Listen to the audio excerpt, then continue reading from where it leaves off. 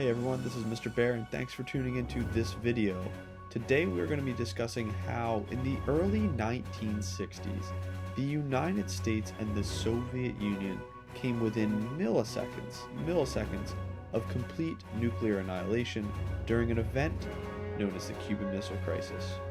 Now this is going to be a two-part video series.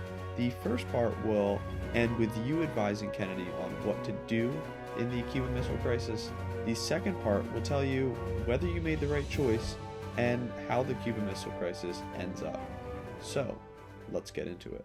It all begins in 1959, when a Cuban named Fidel Castro overthrows the government of Cuba, declares himself dictator, and establishes a communist nation.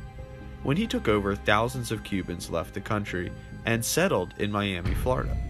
President at the time, Dwight D. Eisenhower, attempted to ally the U.S. with Castro, and Castro was going to turn down the United States, instead choosing to ally the country with the Soviet Union and their leader, Nikita Khrushchev. Considering how close Cuba was to the United States, the U.S. did not like the Soviet Union having a semi-satellite state so close to the United States.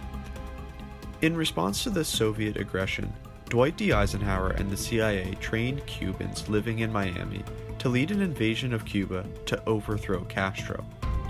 The only problem was that Eisenhower left office before he could execute the plan, and it was now up to Kennedy to step in as president and deliver on the CIA's plan.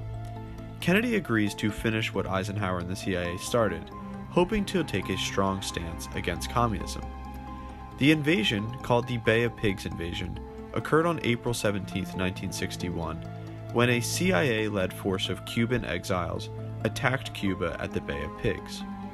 The invasion was completely mismanaged. The poorly equipped forces landed at a site with no protective cover, planes flew incorrect routes and got the times wrong, and in general the Cubans had been prepared completely for the invasion.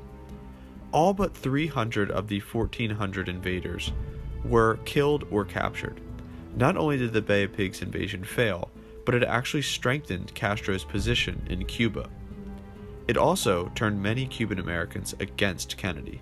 With the failure of the Bay of Pigs hanging over Kennedy's head, his efforts to contain communism are again going to be threatened during an event known as the Cuban Missile Crisis.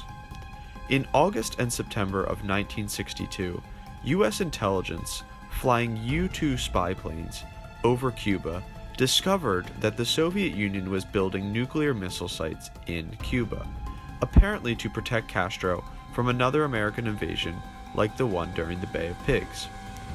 The nuclear missiles would be able to hit any East Coast city, including Washington, D.C., Philadelphia, and New York. The country was on the brink of a potential disaster. So we are going to stop the video. I want you to take on the role of President Kennedy's advisor and analyze the different options you have to respond to the missile sites being found. In part 2 of this video, I will explain what the result of the Cuban Missile Crisis was. Alright everyone, thanks for watching.